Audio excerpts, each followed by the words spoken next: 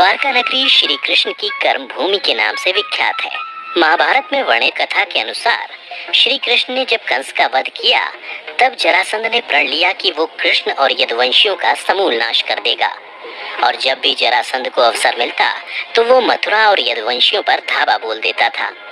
उसका अत्याचार रुकने का नाम नहीं ले रहा था। ऐसे में यदुवंशियों की सुरक्षा के लिए श्री कृष्ण ने मथुरा को छोड़ देना ही बेहतर समझा। मथुरा को छोड़ने के बाद उन्होंने समुद्र किनारे एक दिव्य और भव्य नगर की स्थापना की, जिसका नाम द्वारका था। यहाँ आने के बाद वो अपने प्रियजनों के साथ सुकून से जीवन यापन करने लगे और लगभग 36 साल तक कुशलता पूर्वक राज्य का संचालन करते हुए एक दिन उनके देह त्यागने के बाद वैभवशाली द्वारका नगरी समुद्र में समा गई। पौराणिक ग्रंथों में इस घटना से संबंधित दो कथाओं की जानकारी प्राप्त होती है। पहली माता गांधारी का श्री कृष्ण को दिया गया श्राप, और दूसरी ऋषियों द्वारा श्री कृष्ण के पुत्र सांब को दिया गया श्राप। महाभारत का युद्ध समाप्त होने के बाद महर्षि व्यास के शिष्य संजय ने जब गांधारी को यह बताया कि पांडव अपने साथियों और द्रौपदी संग हस्तिनापुर आ चुके हैं, तो उनको बड़ा मानसिक कष्ट हुआ। फिर भी किसी तरह उन्होंने अपने मन को संभाला, लेकिन जब उन्हें यह बात पता चली कि पांडवों के साथ भगवान श्री कृष्ण भी हैं, तो वह तिलमिला उठी और उनका मन प्रतिशोध के लिए लालायित हो उठा। उन्होंने श्री कृष्ण को श्राप दिया। गांधारी बोली, अगर मैंने अपने आराध्य की सच्चे मन से आराधना की है और निस्वार्थ भाव से पतिव्रत का पालन किया है, तो जिस प्रकार मेरे कुल का नाश हुआ है, बिल्कुल वैसे ही तुम्हारी आंखों के सामने तुम्हारे कुल का भी नाश हो जाएगा।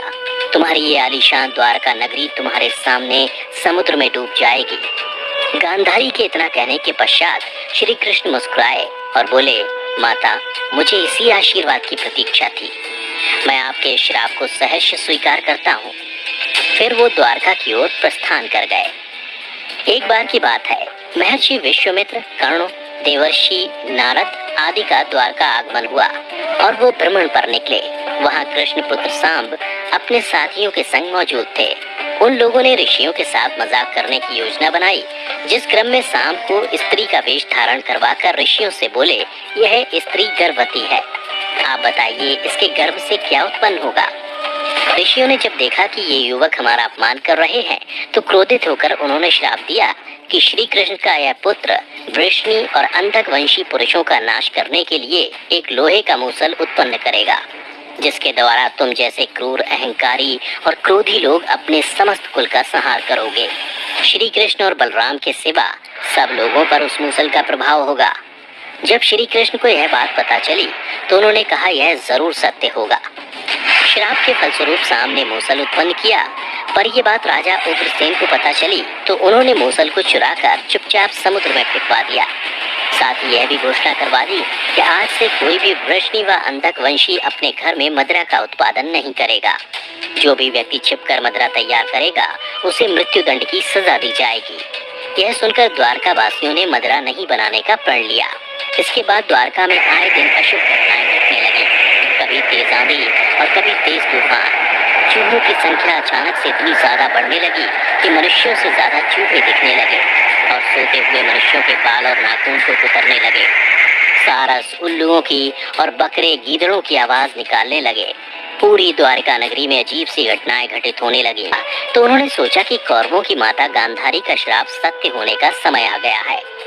इन अपशकुनों को देखकर तथा पक्ष के 13वें दिन अमावस्या का संयोग जानकर श्री कृष्ण काल की अवस्था पर विचार करने लगे। उन्होंने देखा कि इस समय वैसा ही योग बन रहा है जैसा महाभारत के युद्ध के समय बना था। गांधारी के श्राप को सत्य करने के उद्देश्य से श्री कृष्ण ने यदुवंशियों को तीर्थ यात्रा करने की आज्ञा दी। श्री कृष्ण की आज्ञा से सभी राजवंशी समुद्र के तट पर प्रभास तीर्थ आकर निवास करने लगे। प्रभास तीर्थ में रहते हुए एक दिन जब अंधक व वृष्णिवंशी आपस में वार्तालाप कर रहे थे, तभी सात्विक ने आवेश में आकर कृतवर्मा का उपहास और अनादर कर दिया। कृतवर्मा ने भी कुछ ऐसे शब्द मुख से निकाल दिए जिससे सात्विक का क्रोध 7वें आसमान पर पहुंच गया और उन्होंने कृतवर्मा का वध कर दिया। यह देख अंधक वंशियों ने सात्विक को चारों ओर से घेर लिया और उन पर आक्रमण कर दिया।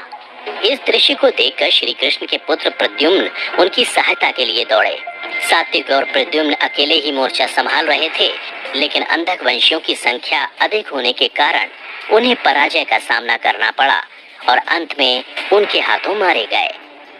अपने पुत्र की मृत्यु से श्री कृष्ण को अत्यधिक क्रोध आ गया। उन्होंने एक मुट्ठी घास उखाड़ ली। जैसे ही घास हाथ में आती, वह लोहे का मूसल बन जाती। ऋषियों द्वारा दिए गए श्राप के कारण ऐसा हो रहा था।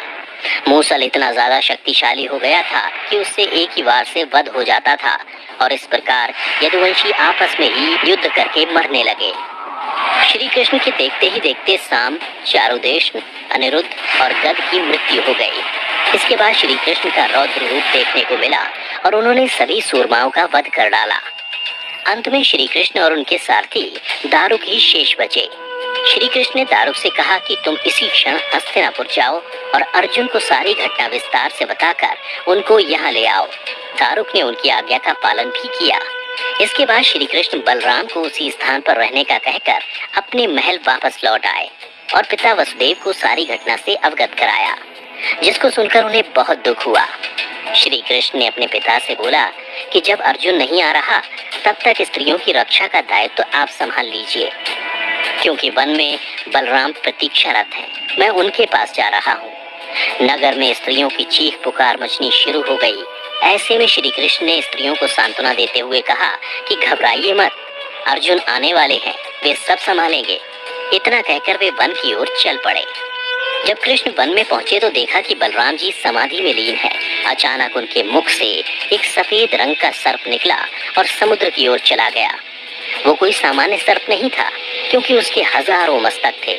इतना ही नहीं, समुद्र ने स्वयं प्रकट होकर उस शेषनाग का अभिवादन किया। कुछ ही देर में बलराम ने अपने शरीर को त्याग दिया। श्री कृष्ण उस सूने वन में अकेले विचरण करते हुए गांधारी के श्राप के बारे में चिंतन करने लगे और अपनी इंद्रियों को संयमित करते हुए महायोग की अवस्था में धरती पर लेट गए। तभी जरा नाम का एक शिकारी अपने शिकार की तलाश में वहां आ पहुंचा। दूर से उसे लगा कि वहां कोई हिरन है और उसने बाण चला दिया। जब वह अपने शिकार को पकड़ने के लिए आगे बढ़ा तो देखा वहां श्री कृष्ण थे। यह देखकर उसे बड़ा पछतावा हुआ। श्री कृष्ण ने उस शिकारी को आश्वासन दिया और परम धाम चले गए।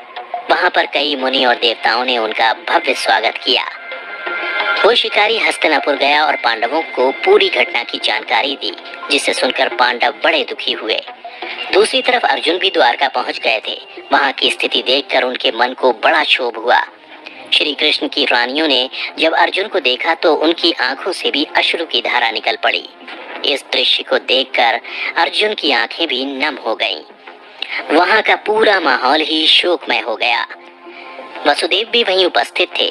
उन्होंने अर्जुन को श्री कृष्ण का संदेश बताते हुए कहा कि द्वारका नगरी समुद्र में डूबने वाली है, इसलिए आप नगरवासियों को लेकर किसी सुरक्षित स्थान पर चले जाओ। वसुदेव जी की बात सुनकर अर्जुन ने दारुक से सभी मंत्रियों को बुलाने के लिए कहा। मंत्रियों के आते ही अर्जुन ने कहा कि मैं सभी नगरवासियों को यहाँ से इंद्रप्रस्थ ले जाऊंगा, क्योंकि शीघ्र ही इस नगरी को समुद्र अपने में समा लेगा। अर्जुन ने मंत्रियों से कहा कि आज से 7वें दिन सभी लोग इंद्रप्रस्थ के लिए प्रस्थान करेंगे, इसलिए आप शीघ्र ही इसके लिए तैयारियां शुरू कर दें। सभी मंत्री तुरंत अर्जुन की आज्ञा के पालन में जुट गए। अर्जुन ने वह रात श्री कृष्ण के महल में ही बिताई। अगली सुबह श्री कृष्ण के पिता वसुदेव जी ने भी प्राण त्याग दिए। अर्जुन ने विधि विधान से उनका अंतिम संस्कार किया। वसुदेव जी की पत्नी देवकी, भद्रा, रोहिणी व मदरा भी चिता पर बैठकर सती हो गईं। इसके बाद अर्जुन ने प्रभास तीर्थ में मारे गए समस्त यदुवंशियों का भी अंतिम संस्कार किया। 7वें दिन अर्जुन श्री कृष्ण के परिजनों तथा सभी नगरवासियों को साथ लेकर इंद्रप्रस्थ की ओर चल दिए। उन सभी के जाते ही द्वारका नगरी समुद्र में डूब गई। ये दृश्य देखकर सभी को बड़ा आश्चर्य हुआ और इस प्रकार सोने से सजी द्वारका नगरी समुद्र में समा गई।